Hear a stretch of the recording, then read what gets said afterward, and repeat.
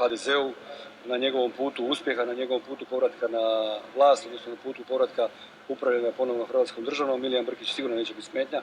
Milijan Brkić je u dogovoru sa predsjedništvom vodstvom stranke se maknut. Pod motom Savjesti čiste, biraj laburiste, Hrvatski laburisti predstavili su svoju listu za Europski parlament, a predvodi je njihov aktualni europarlamentarac Nikola Vuljanić. Šef stranke Dragutin Lesar kampanju je ocijenio predugom i nepotrebnom, jer će tijekom tih 47 dana istodobno zasjedati Europski parlament.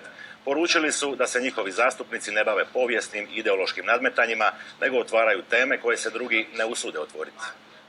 Europa danas je krenula u krivom smjeru, u smjeru u kojem većina postaje svaki dan sve siromašnija, a uski krug ljudi postaje svaki dan sve bogatiji. To jedno vrijeme može trajati, a onda eksplodira. Naša je zadaća i naše poslanje, uloga, kako hoćete, da to ne eksplodira, nego da se stvari rješavaju na parlamentarnoj razini, dogovorom, razgovorom i čarobnom riječi iz Europskog parlamenta kompromisom. I Savez za Hrvatsku predstavio je listu za Europski parlament u Šibeniku.